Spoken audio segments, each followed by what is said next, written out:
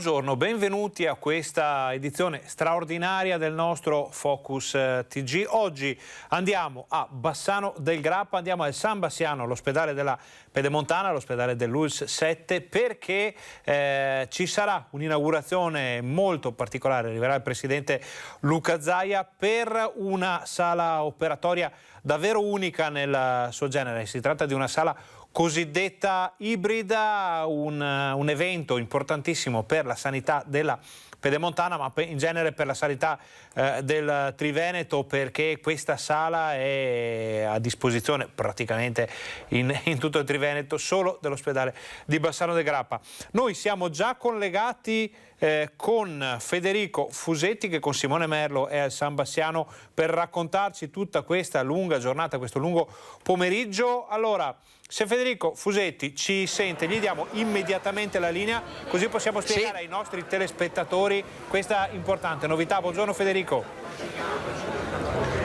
Buongiorno, buongiorno a tutti, sono accanto alla persona forse più adatta a dirci che cos'è questa grande novità, perché è il presidente dell'associazione Helios, Livio Serradura. Loro, insomma, è vero, la regione, certamente l'ospedale, l'ULSS 7, ma questo è un gruppo di imprenditori solido che sta aiutando concretamente l'ospedale, che sono stati protagonisti di questa iniziativa. Che cos'è questa sala ibrida? Così lo diciamo ai nostri telespettatori. Diciamo, è una sala ibrida angiografica, è un macchinario che copre tantissime particolari problematiche sanitarie, dove c'è comunque una tecnologia modernissima e sicuramente troveremo dei benefici tutti quanti qui, l'ospedale, il comprensorio, tutte le persone che orbitano attorno all'ULSS numero 7, e sicuramente avremo dei risultati interessanti, perché è l'unico macchinario attualmente nel Triveneto con questa tecnologia, e quindi penso che avremo un interesse generale che qui da noi ci sia questo macchinario, è importantissimo. Grazie Presidente. Nel frattempo è arrivato il governatore Zaia, poi io e lei ci rivediamo allora direttamente nella sala ibrida. Esatto. Grazie, a dopo. Allora, insomma, come avete capito, questa è la tecnologia che fra poco vedremo, perché entreremo con le nostre telecamere nella sala ibrida. Prima ovviamente ci sarà una piccola cerimonia prima del taglio del nastro. Allora ci avviciniamo con Simone Merlo alla zona preparata qui, siamo proprio appena all'esterno dell'ospedale San Bassiano, ovviamente una cerimonia che si terrà quindi all'esterno, anche per ragioni Covid è stato chiesto a tutti noi il Green Pass. Adesso ci avviciniamo per i saluti iniziali. Questa sala ibrida, come diceva il presidente Serradura, è una sorta di sala operatoria, però che verrà utilizzata da più equip chirurgiche, a volte anche contemporaneamente, e che ha la possibilità di avere anche una sorta di apparecchiatura radiografica. Quindi mentre il paziente viene operato ci sarà anche contemporaneamente una sorta di radiografia, ecco, chiamiamola così, che aiuterà moltissimo i chirurghi, ma poi andremo a vederla e quindi ve lo spiegheremo più nello specifico. Adesso qui, come dicevo, all'esterno del San Bassiano si stanno un po' avvicinando a tutte le autorità. Credo sia una cerimonia piuttosto rapida che servirà proprio per introdurre questa grande novità. Un primato del Triveneto, come diceva il presidente Serradura. Pochi giorni fa un altro primato del Triveneto, quello della dialisi a distanza, cioè della dialisi fatta da casa per alcuni pazienti, e quello è un altro primato del Triveneto, qui del San Bassiano. E in questo caso specifico, per la sala ibrida, parliamo proprio di collaborazione pubblico-privato davvero stretta, strettissima,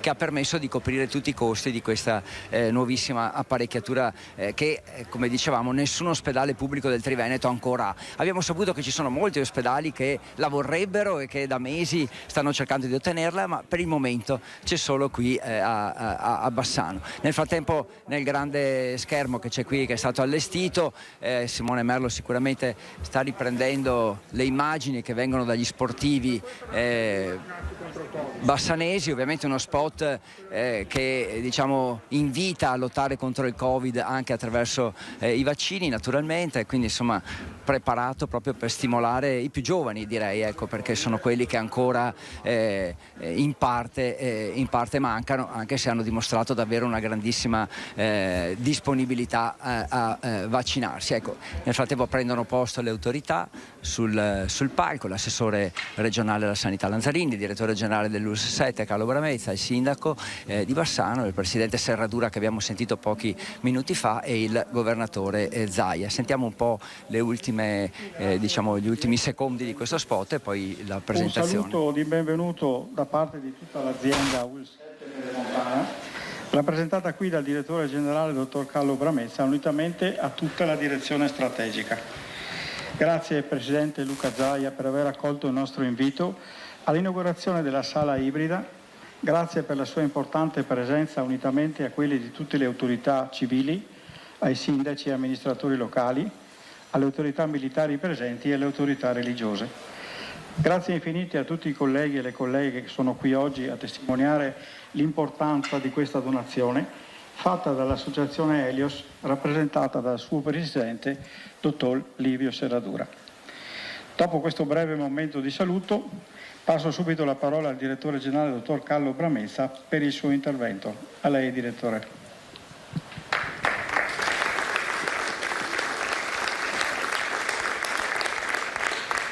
Grazie professore Antico per questa presentazione e io vi do i saluti a nome di tutta l'azienda pedemontana, a tutte le autorità intervenute oggi in questa bellissima giornata in cui andiamo a rafforzare ancora di più questo nostro ospedale di Bassano con questa tecnologia che è la prima che viene installata nel nostro Veneto, in una struttura pubblica del Veneto, e sarà un po' il futuro anche degli altri ospedali sicuramente nei prossimi anni. Bassano ha una grande tradizione sull'utilizzo della tecnologia in sanità, è stato il primo ospedale dove è stato installato il robot chirurgico Da Vinci, ne stiamo già chiedendo alla Regione di acquistare il secondo perché qui lo utilizzano tutti e facciamo tanti interventi di questo tipo. Oggi con l'inaugurazione della sala ibrida che nasce da un bellissimo rapporto sempre esistente tra la sanità di questo territorio e l'imprenditoria di questo territorio che è molto forte, portiamo questa veramente grande novità nel nostro ospedale che permetterà non solo alla chirurgia vascolare ma anche alla chirurgia interventistica, quindi ai radiologi interventisti, altre specialità che la utilizzeranno proprio per quel tipo di interventi che necessitano di un intervento meno invasivo ma di grande qualità. Questo è un po' lo scopo della giornata, è da qualche anno che lavoriamo a questo obiettivo, già la precedente direzione aveva iniziato, riusciamo a portarlo a termine appunto grazie al lavoro di tutti, di tanti direttori di unità operativa che saluto e che ringrazio e che costituiscono insieme al nostro personale infermieristico la vera forza della nostra sanità. Un investimento di 1,5 milioni di euro, metà donato dall'associazione Helios, che ringrazio perché è sempre vicina a noi dell'ospedale, tutte le proposte, tutte le cose nuove insomma, che ci vengono in mente ai primari, alla direzione, ve le proponiamo e spesso voi ci date il risultato positivo. Metà sono state messe dalla Regione Veneto, metà dei soldi, per cui insomma ottimo rapporto tra la sanità pubblica e l'imprenditoria privata. Oggi non potremo salire tutti a vederlo perché è una sala operatoria e non ci starebbe appunto tutta questa gente, ma lo vedremo l'intervento attraverso i direttori di unità operativa complessa che si collegheranno con questo schermo. Grazie Presidente della sua presenza, grazie Assessore perché la sua presenza è continua in questa azienda, di questo la ringrazio perché è di grande aiuto e vi auguro buona giornata a tutti.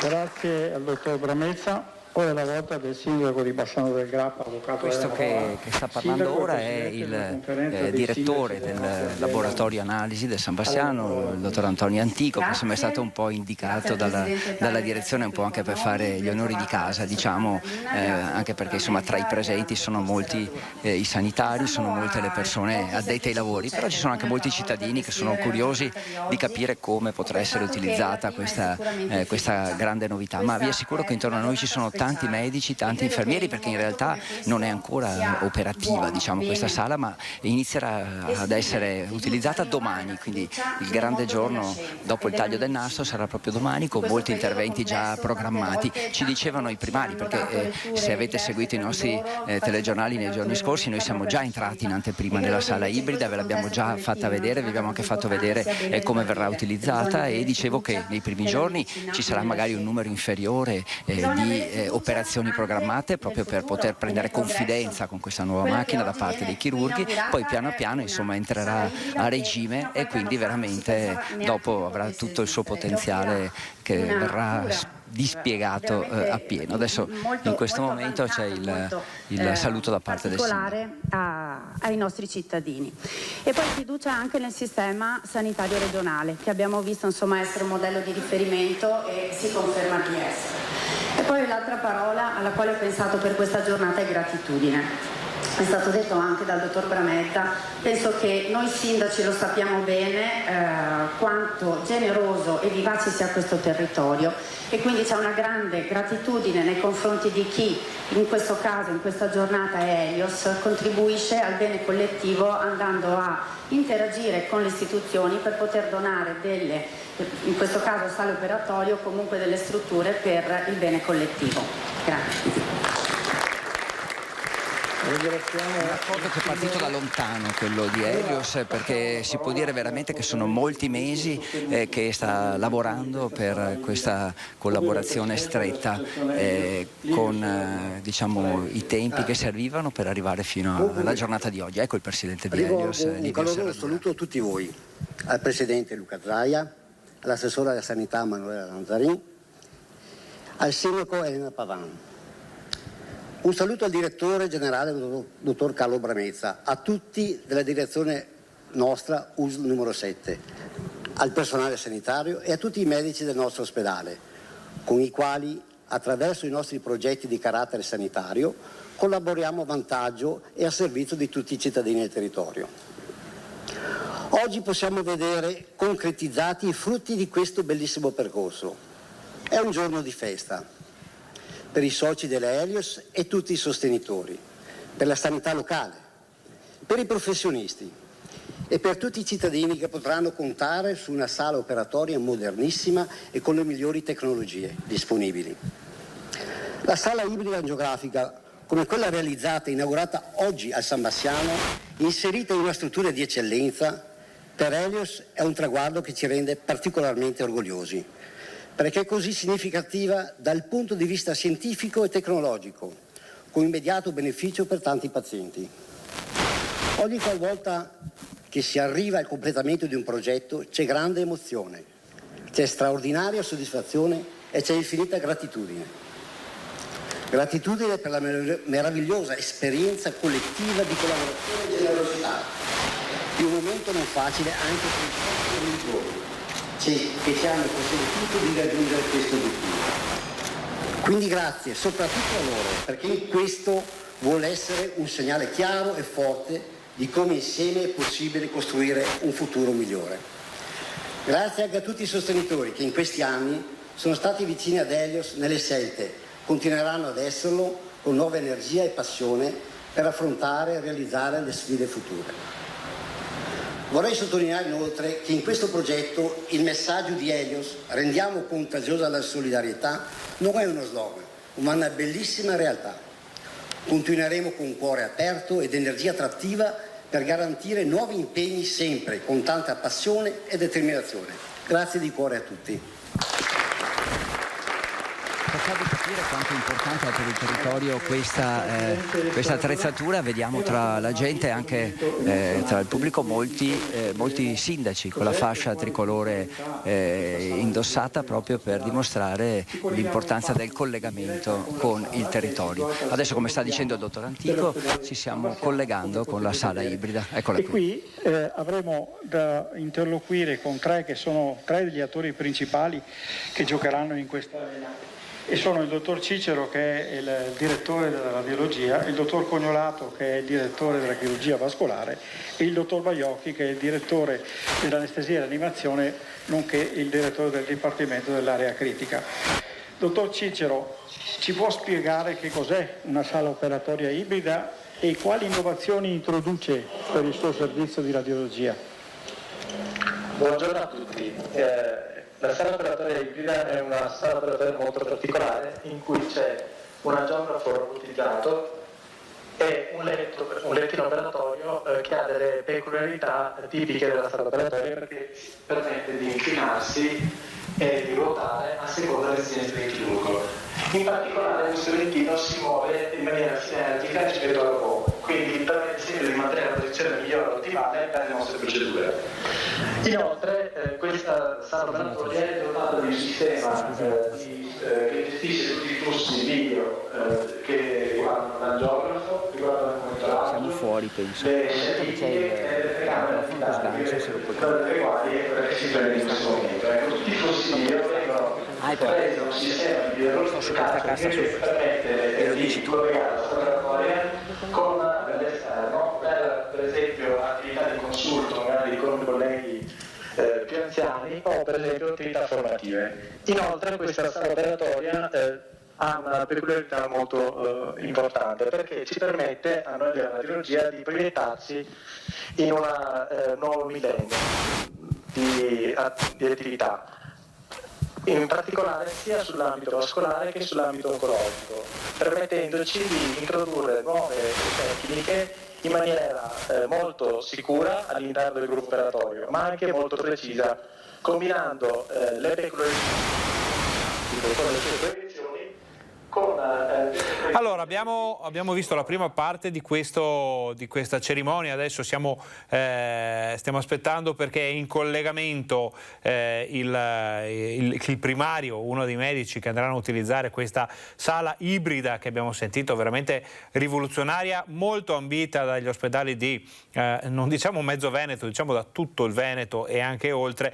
Il San Bassiano è il primo a poterla utilizzare, il primo a poterla avere già pronta. Il taglio del nastro è in programma questo pomeriggio. Da domani la sala ibrida sarà operatoria, scusate la ripetizione, ma il tema è questo. Domani sono già in programma alcuni interventi chirurgici, abbiamo sentito le prime dichiarazioni, c'è grande attesa per quello che dirà fra pochissimo il presidente Luca Zaia. Crediamo una volta finito il collegamento del medico da parte del primario dalla sala ibrida potremo sentire anche le dichiarazioni di Luca Zaia. Abbiamo visto anche l'assessore Manuela Lanzarin, assessore alla sanità, quindi tema importantissimo per la sanità del Veneto, una sanità che lo sappiamo ha un'eccellenza a livello nazionale e qui parliamo di eccellenza nell'eccellenza. Adesso cerchiamo di capire cosa sta succedendo in questo momento al San Bassiano. Noi abbiamo un monitor di servizio dal quale possiamo capire più o meno come si sta sviluppando la presentazione.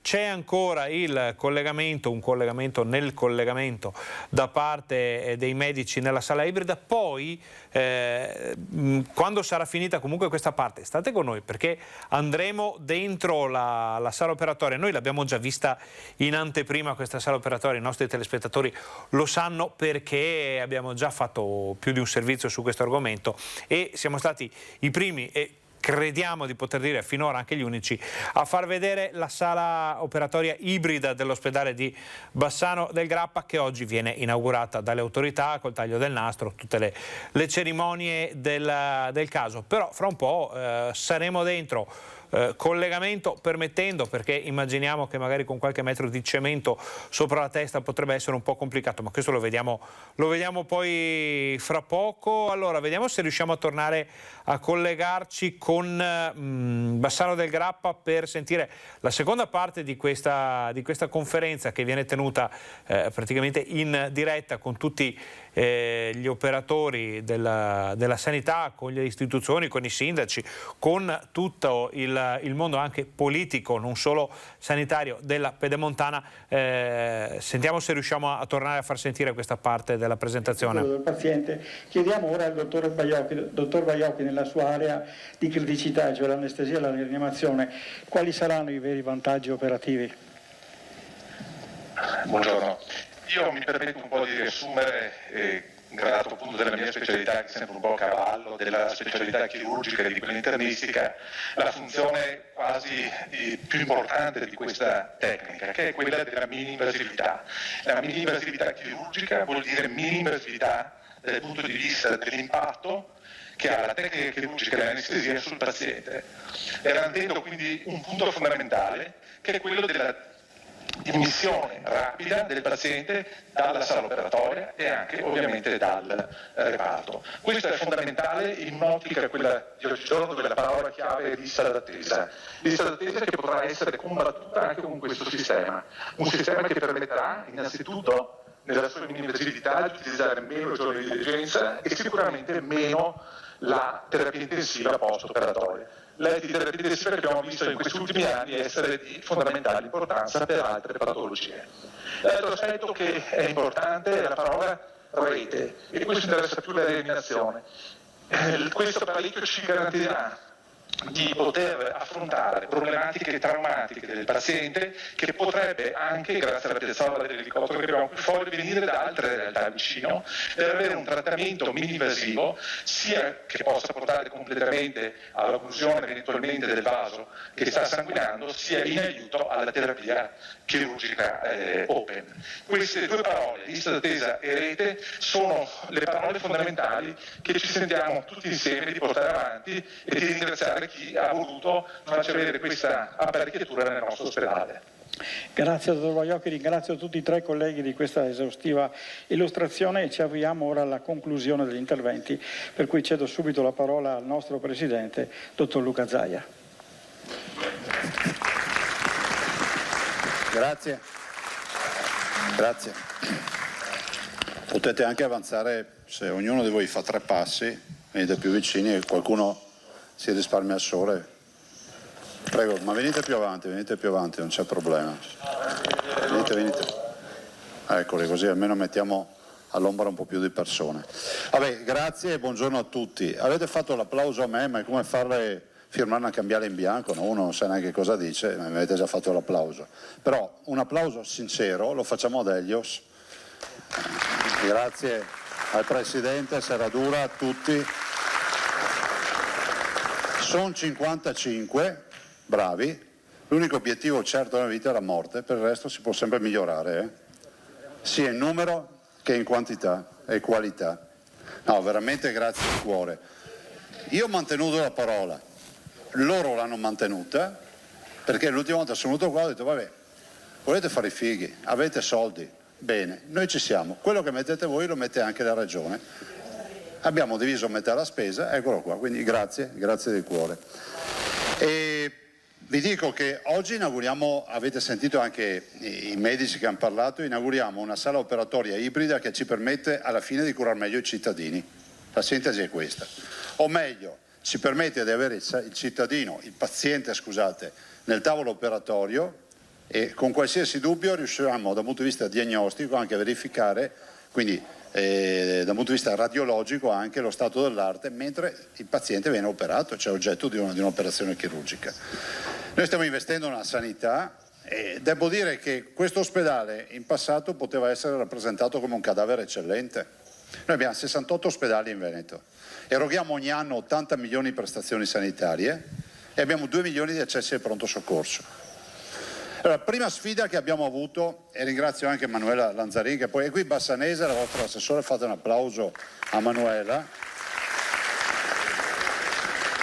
e il consigliere Finco che ho visto, saluto anche il consigliere Finco, e non vedo altri consiglieri.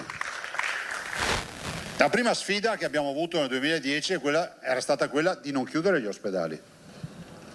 La seconda sfida di far capire ai cittadini che l'ospedale come ce l'abbiamo in mente noi non ha futuro. Vi è chiaro questo? Non è che va un tanto al chilo, non è che più letti hai più bello è l'ospedale, non funziona così. Funziona se hai l'intelligenza artificiale, se hai i professionisti, se hai la specialità, se hai la casistica. E da dove la leggi poi sta roba? C'è un sistema indiretto. Sicuramente l'efficienza delle cure, ma la deospedalizzazione, cioè meno si trattiene il paziente in ospedale, più efficienti siamo. Pensate che la nostra regione, e questo dovete gonfiarvi il petto, la nostra regione ha un quarto dei tempi di ospedalizzazione rispetto alla peggior regione italiana. Cioè vuol dire che se voi per un'ernia inguinale ci state 4 ore in ospedale, in giro per l'Italia si arriva ancora a 4, 5, 6 giorni. Cioè questo è il tema. Oltre a costi c'è anche un disagio per il nostro paziente. Il bilancio della sanità sono 9 miliardi 640 milioni all'anno, abbiamo 54.000 dipendenti, dei quali 11.000 medici, siamo finiti sotto un rullo compressore, perché il Covid è stato un rullo compressore, lo è stato dal punto di vista sanitario, perché Covid, lo diciamo a quelli che dicono ancora che il Covid è un'influenza che si guarisce, guardate, sentite, finiamola con queste baggianate. Allora, se io prendo 100 pazienti Covid, ne prendo 100 e dico alzino la mano tutti quelli che si sono curati a casa e alla fine possono dire che è quasi un'influenza, 95 alzano la mano, ma gli altri 5 hanno visto la morte in faccia. E siccome la logica dei grandi numeri, siamo 5 milioni di veneti, non sono solo 5, ma ne abbiamo avuti 3.000 in ospedale, ne abbiamo avuti 500 in terapia intensiva, significa bloccare l'attività sanitaria del Veneto. Cioè o lo si capisce o non la si capisce sta roba. Cioè non è che ci divertiamo col Covid. Un illustre virologo mi ha detto guarda il Covid ha un limite, sembra quasi blasfemia quello che sto dicendo, è scarsamente letale. Quindi la percezione che c'è è che quella, ma sì, ma alla fine, perché poi se non ce l'hai in casa quello che è stato intubato o non sei parente di una delle quasi 12.000 vittime del Veneto, se non ce l'hai in casa rischi veramente di coccolare l'idea che sia una passeggiata. Senza parlare di long Covid, di quelli che guariscono e si ritrovano poi i danni neurologici, se volete ve li presento io, quelli che zoppicano o sono in sedia a rotelle, o danni, quindi insufficienze renali, encefaliti, pericarditi, miocarditi, insomma tutto quello che accade a causa del Covid. Covid è un virus nuovo per un ospite, l'uomo, che non lo conosce. Quindi capite che quando tu vai con l'armata, cioè l'artiglieria pesante contro un obiettivo che è fragile, distruggi tutto, dove attacca. Perché vi dico questo?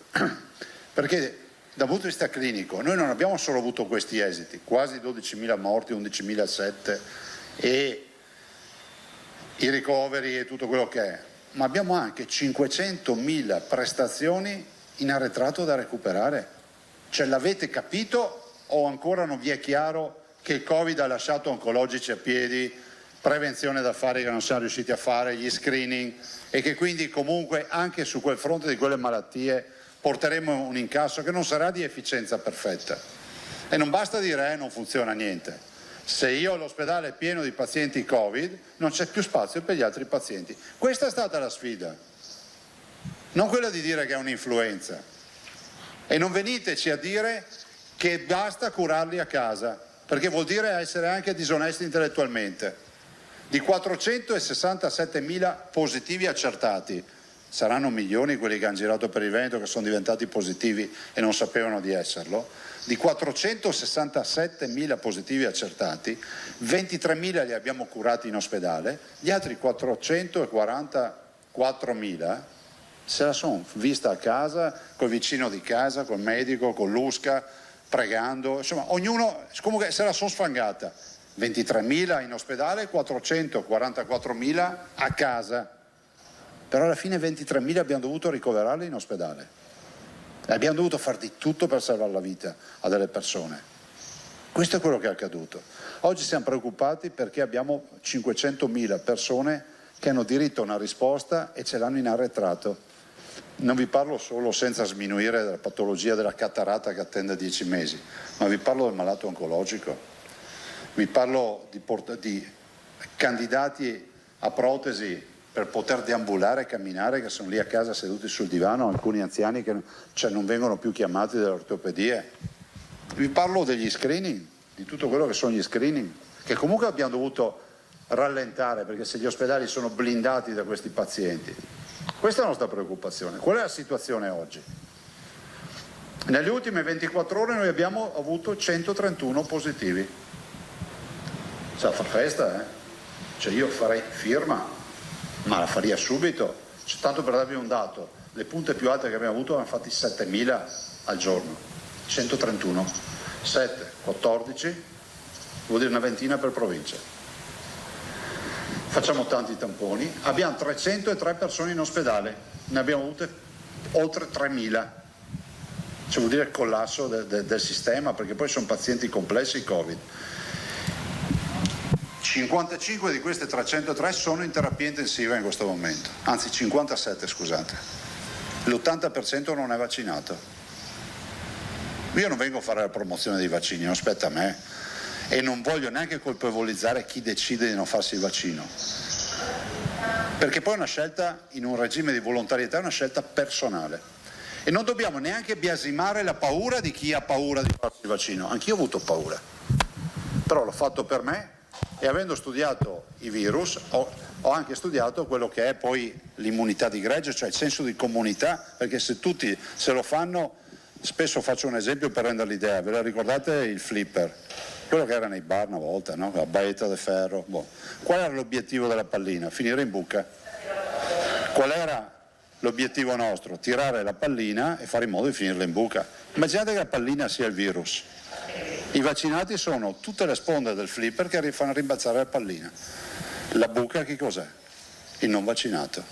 Quindi più buche ci sono, più radici mette il virus. Meno buche ci sono, meno possibilità trova il virus. Questa è l'immunità di gregge spiegata banalmente.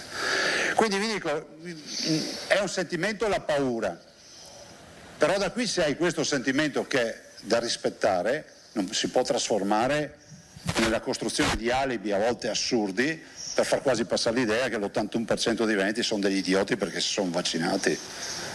Quindi è grazie a chi si è vaccinato che oggi questo paese, questo Veneto è aperto a macchine in strada, riparte l'economia. Prima gli imprenditori, che ringrazio per l'ospitalità, a nome anche dell'assessore, dicono, cioè noi vediamo i fatturati che continuano a crescere, abbiamo richieste, ci mancano le materie prime.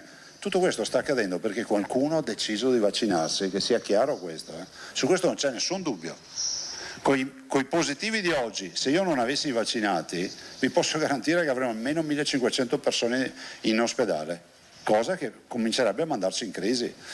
Quindi guardate, cosa vi dico? Vi dico che se continua così ne stiamo venendo fuori, però una cosa è certa, è iniziata la fase 2 vera, la convivenza con il virus.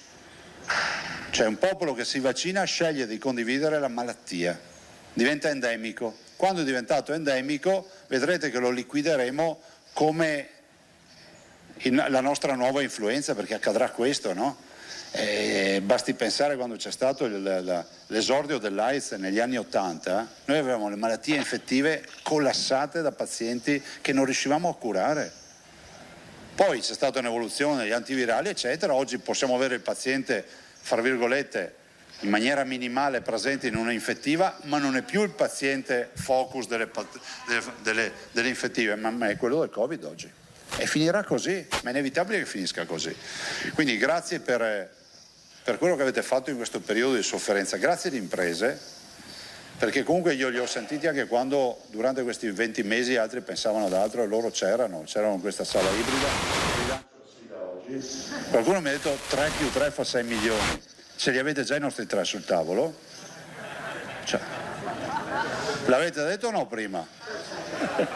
Come prossimo presidente? Qua lo facciamo, vabbè, insomma, è anche un modo per ringraziarvi, perché vi posso garantire, conosco tutte le province del Veneto, tutti gli ospedali, organizzati così come imprenditori in giro per il Veneto non ce ne sono a fianco alla sanità, ce ne sono moltissimi che donano personalmente anche in maniera importante, ma un gruppo così fa piacere anche incontrarvi.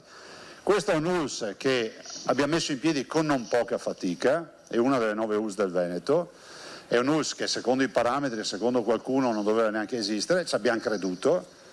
L'ULSS sta dentro i confini del comune, no? Scusate, i confini di tutto il territorio, non del comune di Bassano, di tutto il territorio, Asiago, Bassano, Sant'Orso, perché siete come i gemelli siamesi, muore uno, muoiono tutti, perché non c'è altro sistema per tenere in vita una ULSS.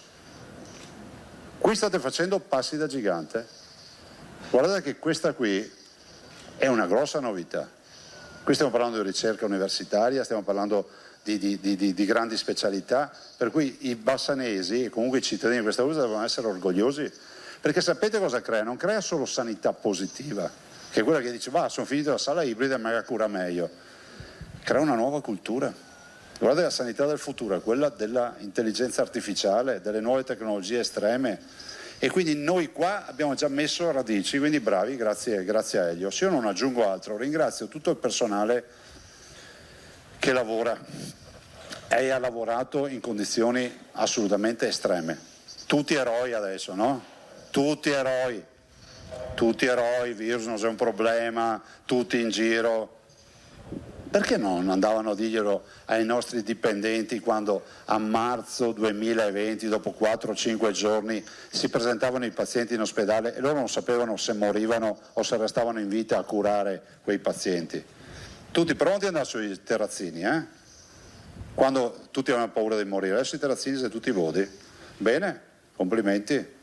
Però ricordiamoci i dipendenti degli ospedali che si sono messi a disposizione rischiando la vita per curare questi pazienti. Oggi sappiamo che basta la mascherina, allora non sapevamo neanche che cos'era il coronavirus, non c'erano neanche i farmaci, tentavamo di utilizzare farmaci. Oggi abbiamo i monoclonali, se ti arriva il raffreddore, è un invito che faccio a tutti, fra l'altro lo scriviamo, lo fate già qui, lo scriviamo nel referto se una persona è positiva, c'è scritto una cosa importante. Contatta subito questo numero perché entro 5 giorni dall'esordio dei sintomi, ma devono essere anche banali i sintomi, la perdita del gusto, il raffreddore, la stanchezza, anche banalità, non serve la polmonite a 6 mesi morti, chiama sto numero e ti facciamo i monoclonali. Noi siamo la regione che utilizza più monoclonali in Italia, gli anticorpi monoclonali, sono un'assoluta novità. Noi abbiamo fatto una battaglia per poterli utilizzare, metà dei monoclonali in Italia li utilizza il Veneto.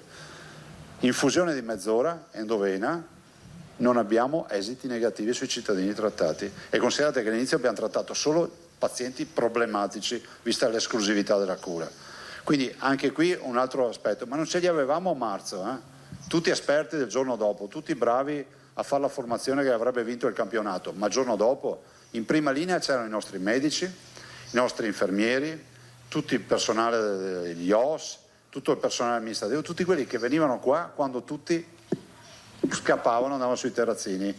Ricordiamoceli di questi. E volevo solo dire questo per ringraziarli, perché io ancora li incontro e su alcuni c'è ancora il ricordo del terrore di quei giorni. E vale la pena non dimenticare, perché non dimenticando magari ci si ricorda ogni tanto anche di dire grazie. Buongiorno.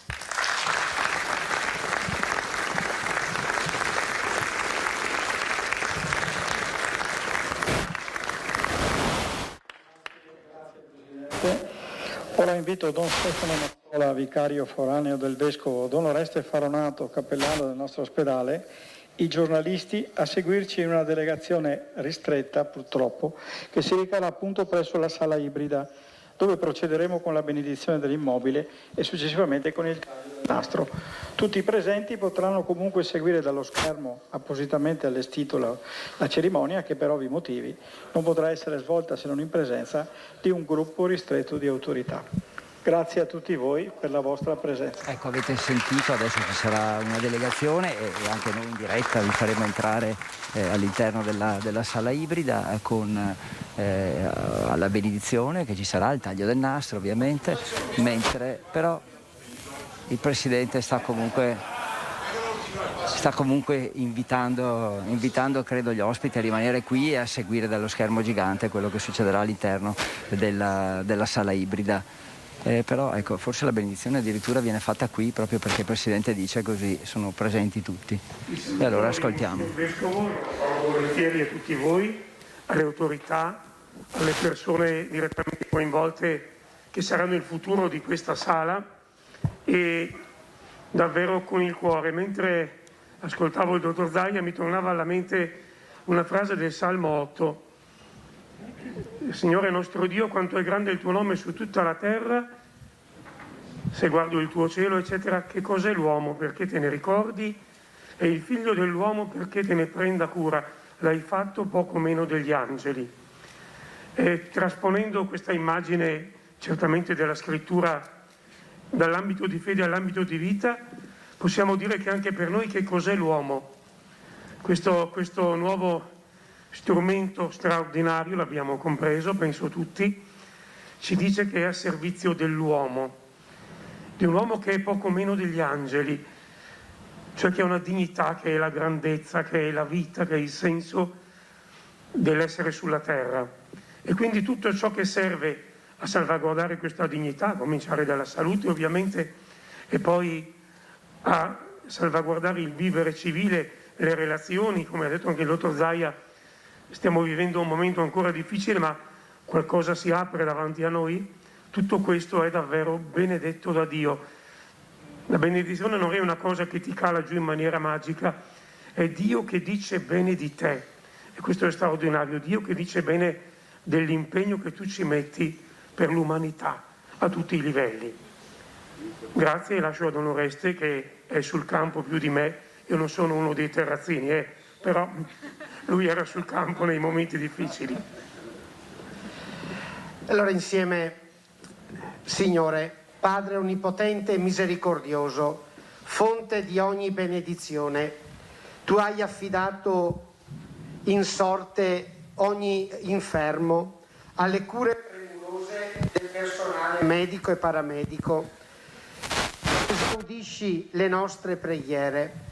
Per la grazia del tuo Santo Spirito, fa che questa nuova sala ibrida all'avanguardia, come tecnologia, diventi un luogo di speranza e di benedizione e di carità autentica per ogni paziente. Qui medici, infermieri e personale sanitario esercitano con sapienza e professionalità la loro difficile arte. Qui si interviene per portare salute sui fratelli e sorelle che incarnano il Cristo che soffre nelle loro membra. Possano gli ammalati recuperare la salute e così renderti fervide grazie per i benefici ricevuti.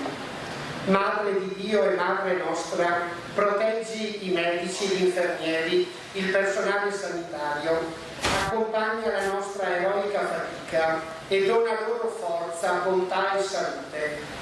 Vergine Santa, illumina le menti degli uomini e delle donne di scienza, perché trovino giusta soluzione per curare e vincere ogni malattia.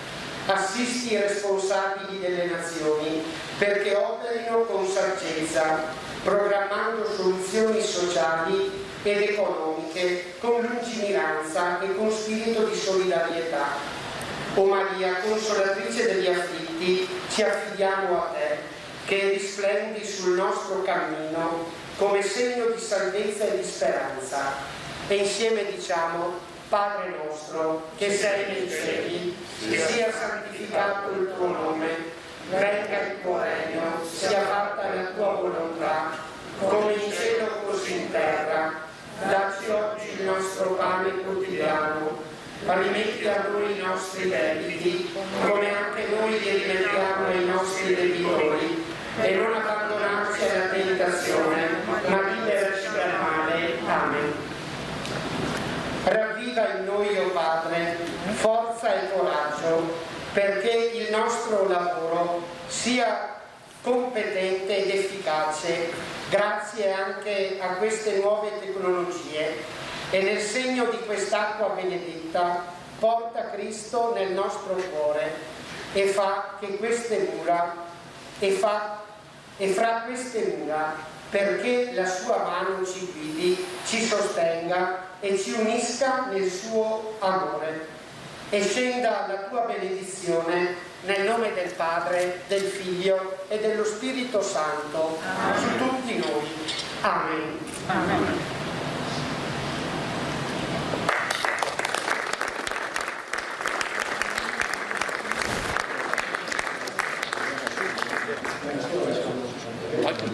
Andremo verso la...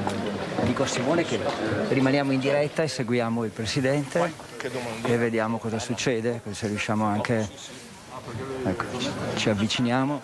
Vieni Simone, lo spazio è stretto naturalmente, ma noi ci infiliamo insieme ai medici soprattutto, insomma anche al presidente Zaia, per andare un po' a vedere più da vicino. Ve l'avevamo promesso che avremmo portato le telecamere all'interno dell'ospedale, ovviamente anche all'interno di questa sala ibrida. Ecco Simone che sta arrivando dietro di me. Qui siamo all'interno del San Bassiano, probabilmente adesso andiamo nella zona degli ascensori per recarci ai piani superiori, a meno che non si vada a piedi, ecco forse si va anche a piedi. Allora chiedo a Simone di raggiungermi, vediamo se riusciamo a fare una battuta al presidente Zaia in diretta. Eccoci qua, vediamo se arriva anche Simone. Qui siamo proprio nella zona dell'ingresso del San Bassiano e eccolo qua. Presidente, siamo in diretta. Sì. Pubblico-privato, buongiorno a lei. Pubblico-privato è veramente il futuro forse anche della sanità. Beh, anche una bella realtà questa di Helios, di questi 55 imprenditori, che fra l'altro è una squadra che cresce sempre di più, che si è organizzata a favore dell'ospedale di Bassano. E questo è un bel segnale. Abbiamo altri imprenditori ovviamente in giro per il Veneto che lo fanno, ma in maniera così organizzata no, nel senso che sono singoli o magari qualche amico che si mette assieme, ma qui c'è una fondazione solida. Abbiamo lanciato sta sfida, abbiamo detto quello che mette il privato lo mette il pubblico e quindi siamo riusciti a fare questa questa sala operatoria ibrida.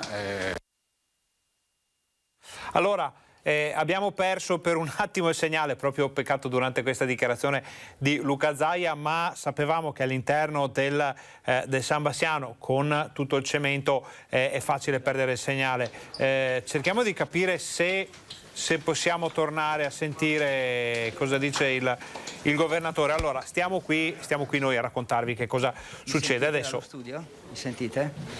Vi sentiamo Federico, vi sentiamo bene. Allora abbiamo perso il segnale per un attimo. A questo punto stiamo con voi, ci racconti che cosa sta succedendo. Abbiamo sentito le dichiarazioni del governatore Zaia. Finché la diretta regge noi stiamo con voi, anche perché insomma è giusto far capire che cosa sta succedendo all'interno del San Bassiano. Poi se ci sono problemi di natura tecnica, magari per entrare nella sala la situazione è un po' più complicata, noi vi torniamo immediatamente a prendere la linea dallo studio. Però vediamo che regge molto molto bene la diretta, quindi vi lasciamo la parola. Federico, raccontaci. Bah, direi che siamo quasi arrivati, abbiamo fatto le scale, siamo arrivati al secondo piano, anzi ho anche un po' il fiatone, sono poco allenato, e siamo arrivati al secondo piano dove c'è tutto il gruppo operatorio, quindi dove ci sono tutte le sale operatorie del San Bassiano. E in questo momento stiamo entrando nella zona proprio della sala ibrida, mancano pochi metri, ecco, voi state vedendo attraverso le immagini di Simone il corridoio, proprio il corridoio del gruppo operatorio, come si dice, cioè dove si trovano tutte le sale operatorie. Quella destinata, ecco, diciamo, alla sala ibrida è al posto, diciamo così, della sala operatoria di ortopedia che c'era prima, una sala molto grande che ora è stata destinata a questa sala ibrida. Ecco, stiamo entrando. Eccoci qua. Naturalmente non credo ci siano problemi di ingresso perché ovviamente non ci sono interventi in corso, quindi non serve essere in un ambiente sterilizzato, ma insomma ci si può avvicinare ed entrare, ovviamente isolato dalle altre sale operatorie. Qui c'è tutto il personale, ecco, vedete schierato, e poi naturalmente qui siamo proprio all'ingresso, penso ci sarà anche il taglio del nastro. Ecco, entriamo, probabilmente adesso i medici racconteranno al Presidente più nel dettaglio come funziona. Sentiamo un po'.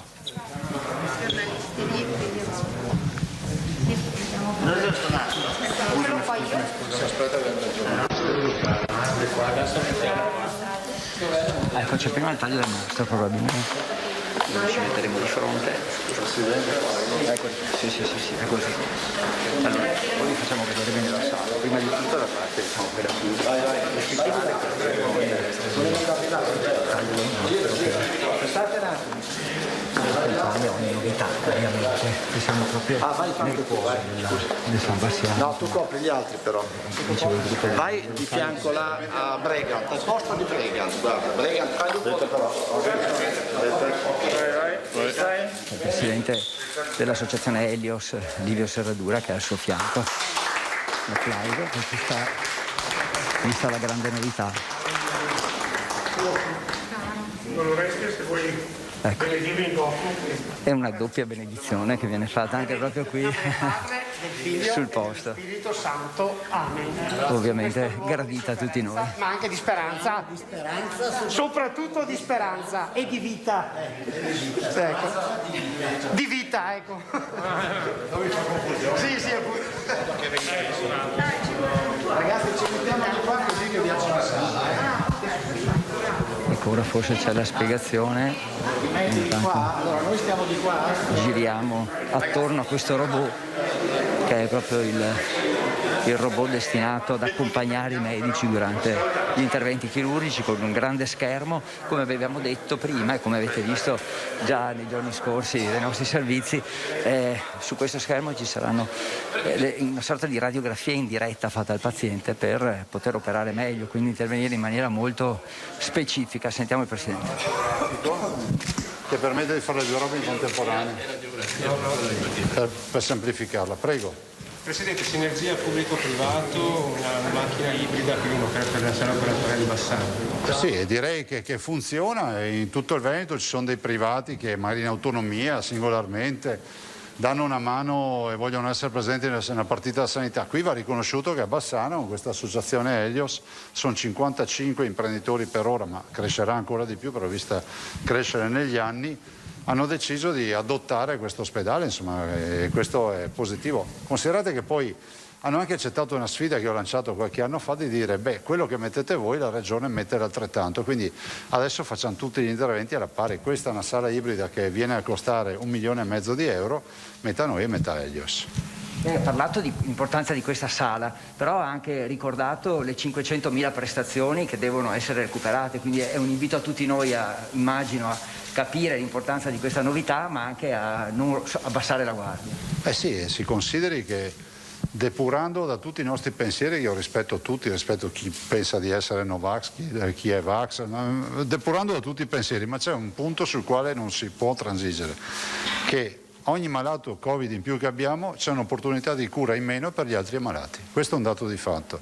E soprattutto ricordiamo i nostri operatori che sono stati gli unici veri eroi, che quando magari noi eravamo nei terrazzini e avevamo paura di morire, loro invece erano in prima linea con i malati Covid e nessuno sapeva da che parte iniziare e non sapevano neanche se tornavano a casa la sera. Ecco, questo va ricordato. Quindi nel rispetto di chi lavora e ha lavorato nella sanità e di quello che sono poi gli ammalati che rischiano di perdere l'opportunità di cura, è bene fare in modo che non aumentino i contagi. CTS ora dovrà parlare e dire quanti saranno chi nel cinema, nei teatri potrà stare negli spettacoli. A breve, a poche ore, dovrà dire questo numero. Ma senta, se mandiamo i ragazzi a scuola a farsi 5 ore, 6 ore di lezioni in un'aula chiusa, non capisco per quale motivo dobbiamo ancora tenere freno a mano tirato in contesti nei quali non è che stai lì una giornata intera. E soprattutto c'è un ricambio continuo di spettatori, quindi io penso che si debba aprire velocemente anche su questo fronte. Penso anche a tutto quello che è stato l'intrattenimento, che ad oggi è chiuso, sono quelli che hanno pagato il conto più alto, all'inizio erano gli untori, poi ci si è resi conto che nonostante loro fossero chiusi ci hanno beccati altre 2 ondate di Covid e loro erano e rimangono ancora chiusi.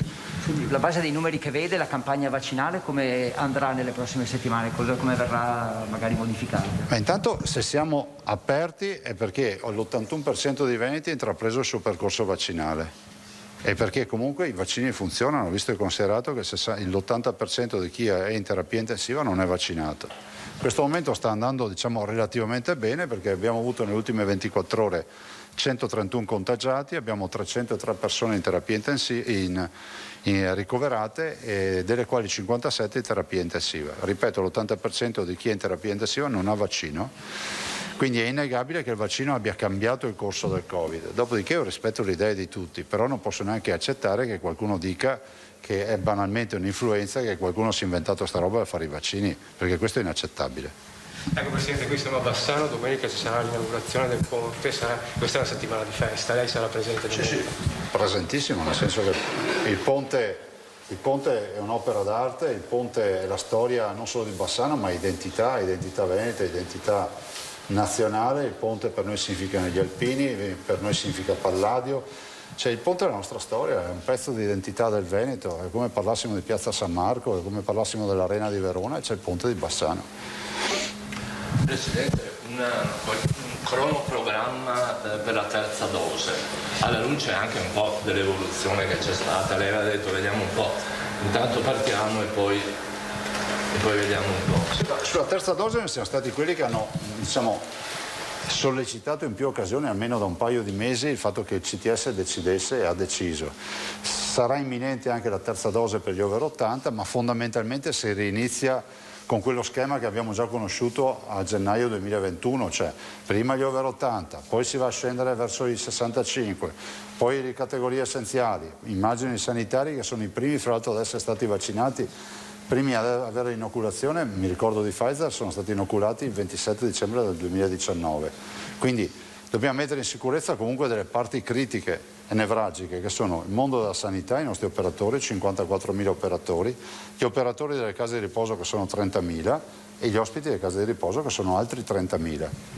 E poi ovviamente gli over 65, questa è la priorità unica. Lei intende estenderlo anche agli over 65, diciamo? Quello che ci dirà il CTS non siamo noi a decidere. Se il CTS ci dice che la terza dose non serve, guardi, a noi ci fanno un favore perché comunque smantelliamo anche i centri vaccinali, però purtroppo non è così.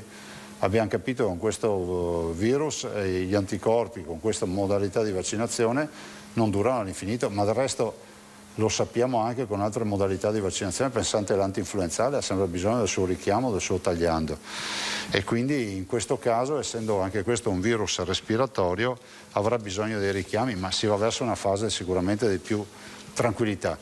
Resti inteso che dobbiamo passare, non dico tutto il mese di ottobre, ma almeno alle prossime 2 settimane prima di fare dei bilanci, perché è da una settimana che sono aperte le scuole, stanno gestendo la situazione. Vi ricordo che l'anno scorso con l'apertura delle scuole dopo un mese ci siamo ritrovati un'ondata paurosa in molte regioni italiane. Spero che si chiuda questo bilancio in maniera assolutamente positiva, ma non per il Covid ma per noi. Ci sono primi segnali scolastici? C'è qualcosa? No, ci sono microfocolai ma situazioni gestibili. Annuncio che noi in settimana, ne parlavo anche prima con l'assessore Lanzarin, presenteremo nuove linee guida per le scuole. Noi siamo convinti che non si debbano mandare in quarantena i ragazzi di una classe scolastica, che si possa gestire la situazione anche in presenza di un positivo. Del resto chi fa un viaggio in aereo non è che manda tutto l'aereo in quarantena, manda le 2 file davanti, le 2 file dietro, le 2 file a fianco e le 2 file in diagonale. Allora, se uno è positivo al primo banco, perché deve andarsi tutta la scuola, tutta l'aula? Quindi cerchiamo insomma di introdurre nuovi elementi e chissà che a livello nazionale ci ascoltino. C'è diciamo una linea di demarcazione di positivi in una classe, per cui non lo so, con un positivo... No, ancora non siamo in grado di dire questo, lo diremo in settimana. Ma non solo questo, anche quanti vaccinati ci sono in quella classe, che è sempre il principio della pallina del flipper. E quindi quanti vaccinati, visto considerato che dai 12 ai 19 anni il 65% dei ragazzi sono già vaccinati. Quindi avere una classe che ha un positivo con 0 vaccinati è una roba, avere una classe che ha un positivo con metà classe vaccinata è un'altra roba. Non sto dicendo che si discriminino i ragazzi tra vaccinati e non vaccinati, che sia chiaro. Sto dicendo che possiamo applicare un modello di sanità pubblica utilizzando la modalità delle bolle strategiche, però sapendo che magari abbiamo un algoritmo che ci dice quanto grande deve essere la bolla. Anche sui trasporti pubblici potrebbe esserci qualche novità? Ma quelli dipendono moltissimo dal livello nazionale, nel senso che noi abbiamo il coefficiente di riempimento all'80%. Abbiamo portato a bordo, è il caso di dirlo, oltre i 3.500 mezzi nostri e altri oltre 300 mezzi privati. Abbiamo assunto un centinaio di persone a fare gli steward per dare indicazioni casomai ai ragazzi. Ovvio che stiamo parlando di trasporto pubblico, se qualcuno pensa che si possa immaginare che sia come un taxi, cioè guidatore e trasportato, è impossibile, fisicamente impossibile. Basta ragazzi.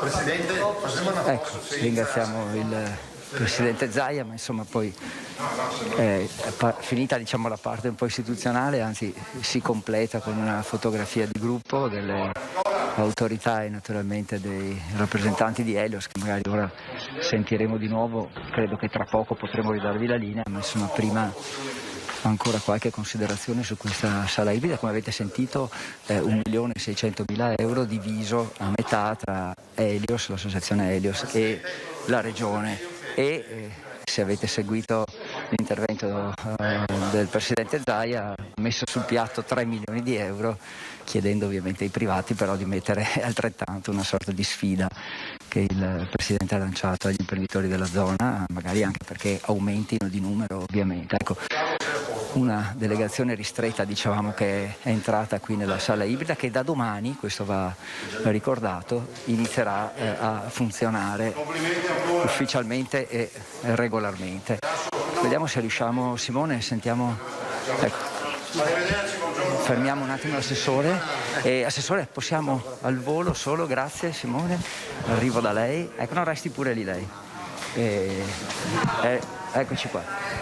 Eccoci qua, siamo in diretta, giusto per insomma sottolineare quello che ha detto il Presidente, ma dal punto di vista anche operativo io mi aggancerei a quello che ha detto lui, cioè Sant'Orso, Schio, Asiago e Bassano devono lavorare in sinergia, perché diciamo è un ULSS unica che deve fare rete.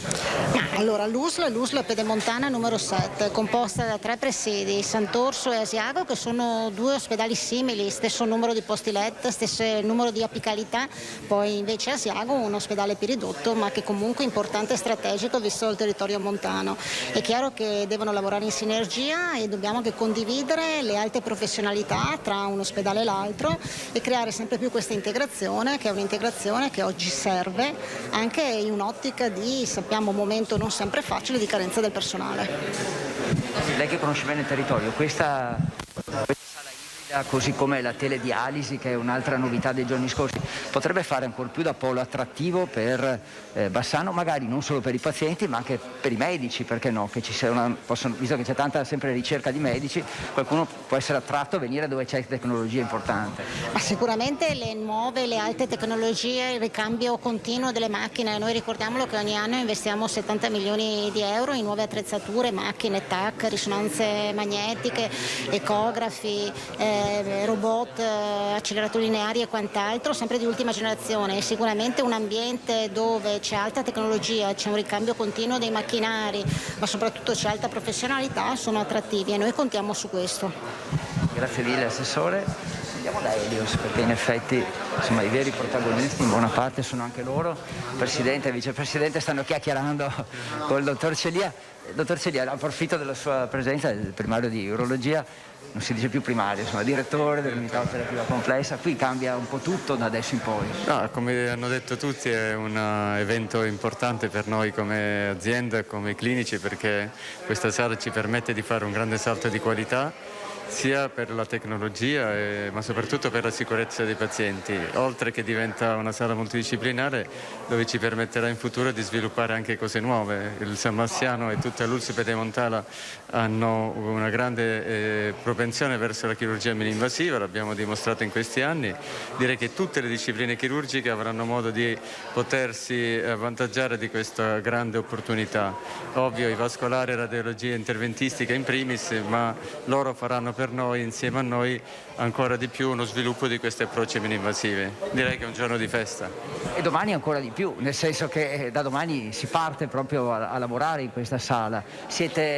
Non vedete l'ora da un certo punto, adesso non so se lei già domani, ma insomma comunque con i suoi colleghi da domani certo. Cominciate è anche forse stimolante cominciare a prendere confidenza con tutta questa tecnologia. Sì, c'è stato un piano di sviluppo, direi che i chirurghi vascolari inizieranno questa avventura. Il dottor Cognolato penso che a breve vi spiegherà cosa faranno già domani, però ci sono una serie di calendarizzazioni già pronte, perché in realtà è un'attività che svolgiamo tutti i giorni, ma da domani sarà molto più sicura, più precisa e di qualità.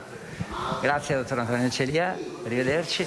Abbiamo qui la vicepresidenta di Helios, approfittiamo della sua presenza, insomma un po' di orgoglio, è inutile nasconderlo, ci deve essere nelle parole di tutti, medici compresi, che non vedono l'ora domani di essere qui pronti a lavorare. Sì, diciamo proprio di sì, anzi essere venuta qui è un motivo ulteriore di orgoglio, perché vedere un macchinario simile le vediamo noi nelle nostre imprese, dove siamo abituati ad investire molto per essere efficaci ed efficienti, e siamo molto orgogliosi che anche la nostra sanità possa ragionare allo stesso modo.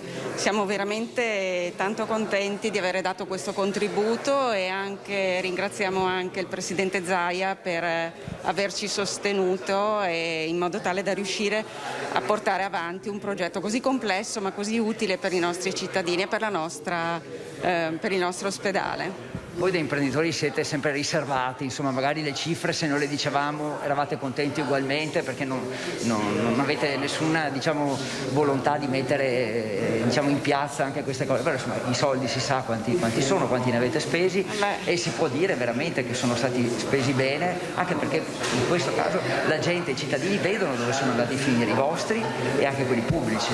Certo, la cifra non è una novità, è stata già detta dal dottor Zaia, è stato 1.500.000 euro di spesa per questa nuova sala ibrida, di cui la metà è stata finanziata da Helios e l'altra dalla Regione. E appunto per noi è un gran privilegio essere riusciti a sostenere questo progetto veramente importante.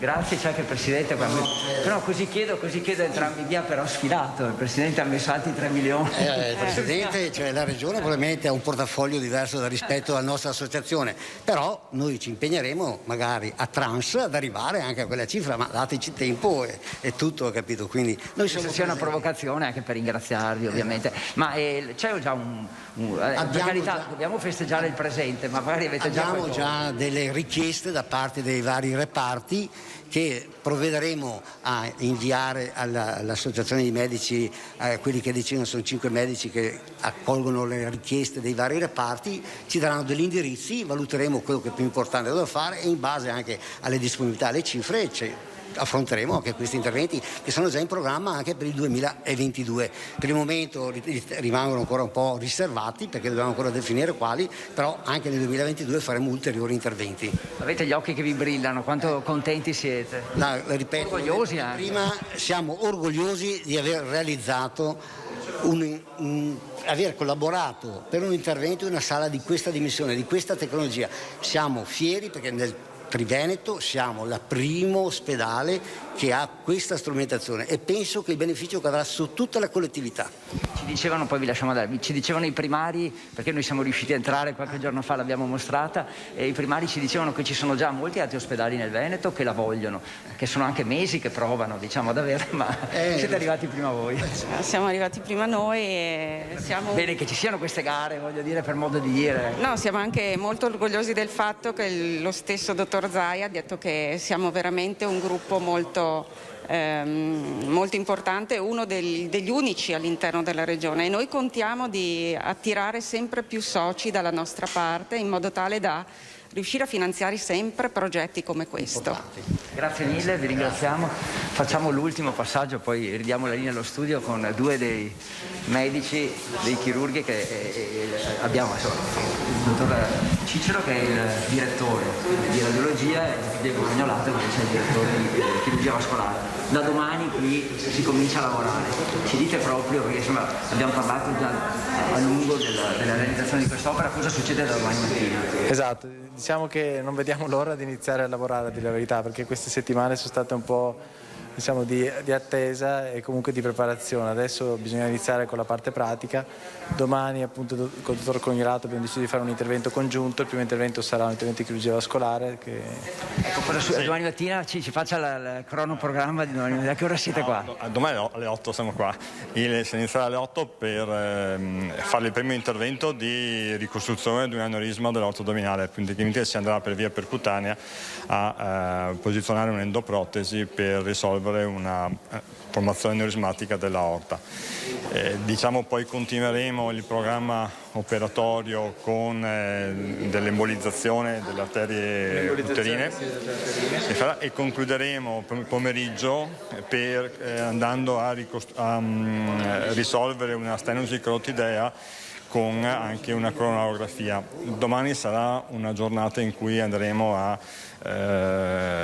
testare, diciamo, cioè a conoscere in maniera un po' più approfondita sulla pratica clinica quello che l'angiografo può fare. Quindi partiamo un po' in sordina, ma per poi potenziare l'attività nei giorni successivi e arrivare a regime, diciamo, nel giro di qualche giorno, facendo ovviamente molti più pazienti. Grazie, allora buon lavoro per domani e buon lavoro. Grazie a voi. Credo che possiamo fermarci qui. Allora abbiamo avuto la parte, diciamo, all'esterno con l'inaugurazione, insomma, e i discorsi delle autorità. Avete sentito Zaia l'importanza del privato, ha messo sul piatto un'altra cifra, cercando poi nei prossimi mesi di avere una risposta dai privati, magari non solo da Helios, che si è esposta e si è impegnata davvero tantissimo. Qualche passaggio sul Covid, abbiamo sentito il governatore parlare dell'importanza di vaccinarsi, perché comunque, insomma, si aiuta a combattere il Covid, ma soprattutto si aiuta a recuperare quelle 500.000 prestazioni che sono rimaste per il momento inevase. Abbiamo visto la sala ibrida, ancora foto di gruppo qui. Simone, guarda, ci sono ancora medici e personale che da domani mattina qui lavora. Io chiuderei veramente con questa immagine, cioè queste sono le persone che domani mattina alle 8 qui inizieranno a utilizzare, a lavorare, a utilizzare questa sala ibrida. Ferdinando, io ti ridarei la linea. Noi ringraziamo Federico Fusetti per questo interessante collegamento. Abbiamo visto questa nuova sala ibrida, abbiamo visto anche la felicità del personale dell'U7 Pedemontana, e non è una felicità fine a se stessa, è la felicità di poter dare ancora di più, di poter lavorare ancora meglio per un territorio che, insomma, dal punto di vista della sanità è molto all'avanguardia sul territorio veneto, ma anche in generale a livello nazionale. Una sala ibrida che per ora ha solo il San Bassiano di Bassano del Grappa. Tutto il Triveneto la invidia alle equip bassanesi, e tutto questo frutto di una collaborazione fra pubblico e privato che, come hanno detto anche le autorità presenti, anche Luca Zaia, non ha molti eguali in questo momento a livello regionale. Detto questo, noi vi invitiamo a seguire i nostri telegiornali TG Bassano, TG Vicenza, poi questa sera, per tutti gli approfondimenti di quello che è stato visto fin qui, interviste, altri dati, altre informazioni, altri video di questa incredibile novità, di questa importantissima novità. Fra un po' ci sarà anche un altro evento, ovvero l'inaugurazione della nuova piazza di Rossano Veneto. Noi saremo anche lì, infatti i nostri giornalisti si stanno già spostando sul posto, quindi questa sera in TG Bassano tantissime novità, la prima visita all'interno del Tempio Ossario e qualche problema di ordine pubblico per quanto riguarda il bassanese, i lupi che fanno davvero paura sull'altopiano di 7 comuni e tante altre notizie. Quindi ci vediamo fra un paio d'ore, poco più, con il TG Bassano. Grazie per essere stati con noi, grazie a Fabio Verini e Alessandro Costacurta in regia, grazie a Federico Fusetti e Simone Merlo per il collegamento. Vi auguriamo un buon pomeriggio.